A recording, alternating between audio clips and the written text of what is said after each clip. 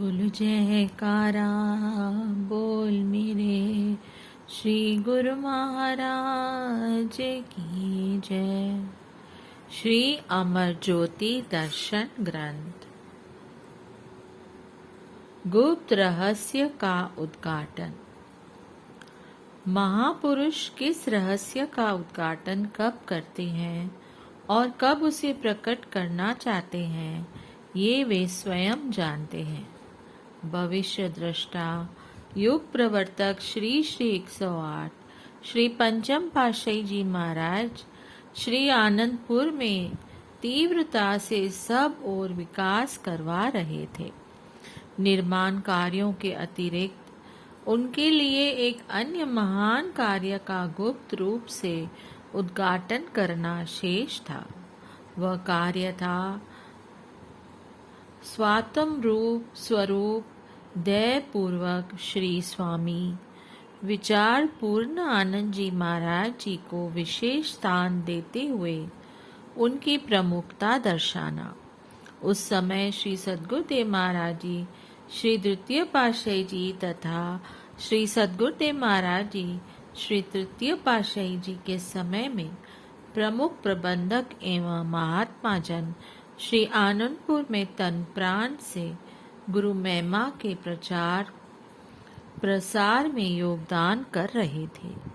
श्री स्वामी विचार पूर्ण आनंद जी श्री तृतीय पातशाही जी महाराज जी की आज्ञा अनुसार उस समय महात्मा पूर्ण भक्तानंद जी तथा अन्य महात्माओं के साथ कोटा, औरंगाबाद और बेंगलोर के आसपास सेवा करने में संलग्न थे। श्री सद्गुरुदेव महाराज जी श्री चतुर्थ पातशाही जी ने इन्हें अपने समय में बाहर की समस्त सेवा व कार्यों को समाप्त कर शीघ्र ही श्री आनंदपुर में रहने की श्री आज्ञा फरमाई। आप श्री आज्ञा को शिरोधार्य कर सब सेवा को पूर्ण कर श्री आनंदपुर आ गए। श्री सद्गुरुदेव महाराज जी श्री पंचम पातशाही जी ने गुप्त रूप से तत्वदर्शी दृष्टि से इन्हें श्री स्वामी विचार पूर्ण आनंद जी महाराज जी पहचान कर फरमाया कि अब आपने श्री आनंदपुर में रहकर श्री आनंदपुर के प्रबंध एवं अन्य जो भी सेवाएं दी जाएंगी उन्हें पूर्ण करना है। आप श्री आज्ञा अनुसार पूर्व निष्ठा से सेवा करने लगे। धीरे धीरे सभी वर्कशॉप चक्कों व आसपास अशोकनगर, ललितपुर, गुना, ब्यावरा, शिवपुरी और ग्वालियर में स्थित सभी आश्रमों के प्रबंध का कार्य भी आपको सौंपा गया और आप भी पूर्ण योग्यता से प्राणपण से इन सब का संचालन करते रहे। श्री सद्गुरुदेव जी महाराज श्री पंचम पातशाही जी स्वयं कई बार सेवकों में तथा प्रबंधक समिति में निज मुख से फरमाते थे। ये श्री स्वामी जी श्री छठी पातशाही जी श्री आज्ञा पालन में तत्पर हैं। वे हमें प्रिय लगते हैं। सब काम सच्चाई, निम्रता व दिलोजान से करते हैं। श्री सद्गुरुदेव जी महाराज जी की विशेष कृपा दृष्टि एवं रूहानी रहस्य को जानते हुए ये सब के साथ मधुर, प्रिय, विनम्रता पूर्वक व्यवहार करते हुए सब बुजुर्गों एवं प्रबंधकों को सम्मान देते। यह रहस्य आज सब गुरुमुखों को विदित है। शेष विवरण आगे जीवन चरित्र में आएगा। श्री सद्गुरुदेव जी महाराज श्री पंचम पातशाही ने कई महात्मा जन एवं भक्त जनों को जो अभी साधु नहीं बने थे उनको यथा योग सेवा प्रदान की। महात्मा पूर्ण भक्तानंद जी को वर्कशॉप, ट्रस्ट प्रबंधक एवं अपने पास अंदर की सेवा प्रदान की। महात्मा अनमोल विवेकानंद जी को प्रबंधक बनाया और कई महात्मा व भक्त जनों को सत्संग की सेवा प्रदान की।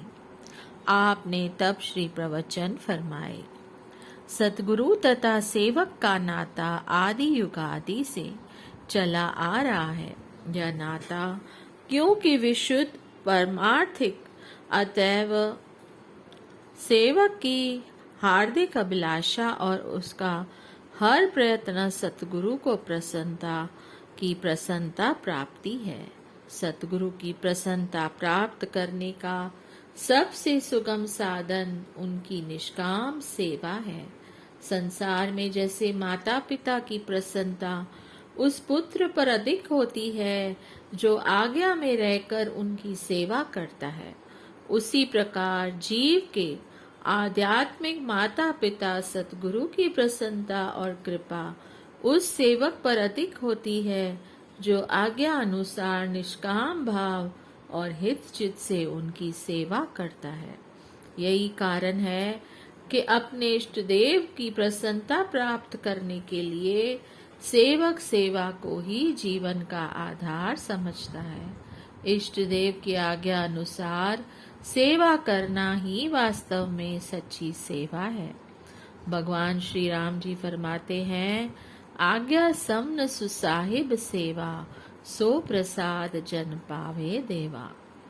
जो सेवक श्री आज्ञा मौज अनुसार सेवा करने में हर समय तत्पर रहता है, वही संत सद्गुरु की कृपा एवं प्रसन्नता का पात्र बनता है। सेवक के जीवन का आभूषण ही सेवा है। तभी तो महापुरुषों ने फरमाया है, सेवक सेवा में रहे, सेवक कहिए सोए, कह कबीर सेवा बिना सेवक कबहू न होए। सेवा के महत्व को समझाने वाले सेवक मालिक की मौज को समझकर तन मन से सेवा में जुट जाते हैं। ऐसे सौभाग्यशाली सेवक जानते हैं कि संत सतगुरु की मौज ही कुल मालिक की मौज है, क्योंकि संत सतगुरु और कुल मालिक में कोई भेद नहीं। सतपुरुष फरमाते हैं, नानक सो दे सिमृत भेद, पार ब्रह्म गुरु नाही भेद।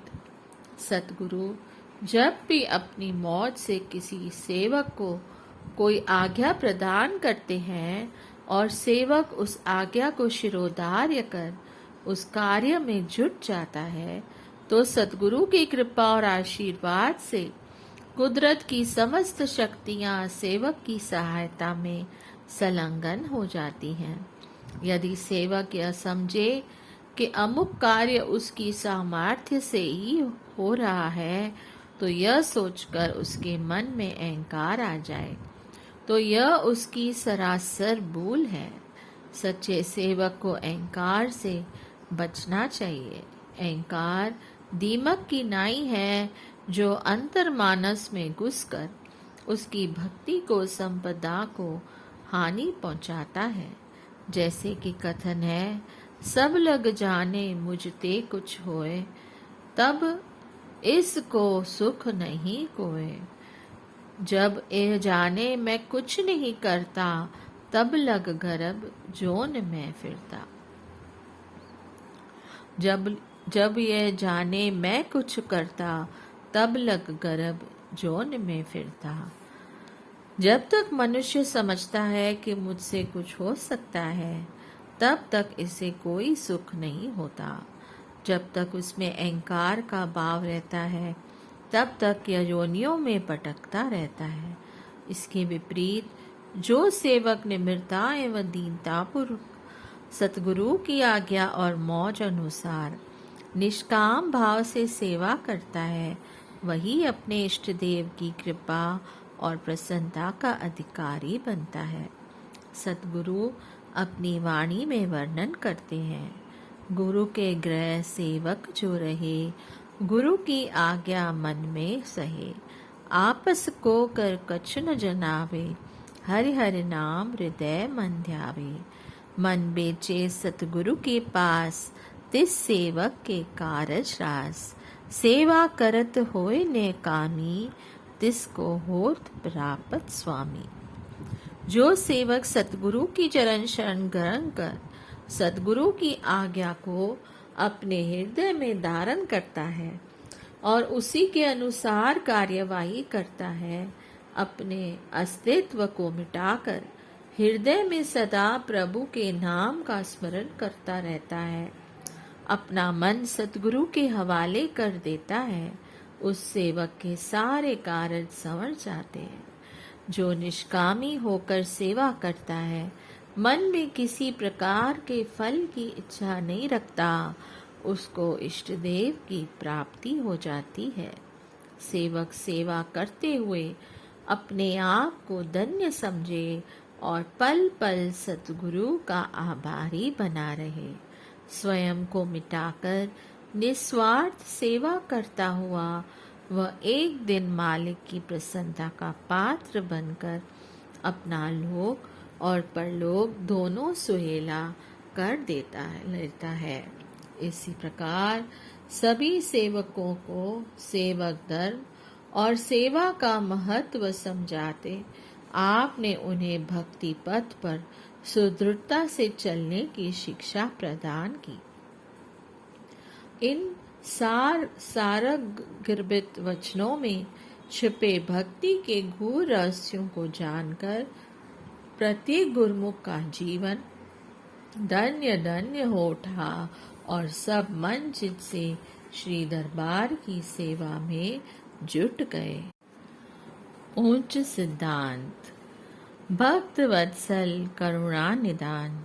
श्री सद्गुरुदेव जी महाराज जी ने श्री आनंदपुर स्थायी निवासी एवं सत्संग आश्रमों में रहने वाले गुरुमुख प्रेमियों की वेशभूषा एवं रहन सहन को आदर्श रूप देने का निश्चय किया।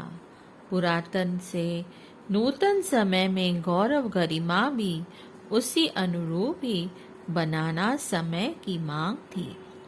आप श्री आनंदपुर में रहने वाले स्थायी गुरुमुखों को अलग पहचान देना चाहते थे, ताकि बाहर से आने वाले यात्री जिज्ञासु यहाँ आते ही यह समझ सके कि सचमुच ही ये गुरुमुख दुनिया की झिलमिल में रहते हुए त्याग, तपस्या एवं भक्ति की मूर्ति हैं।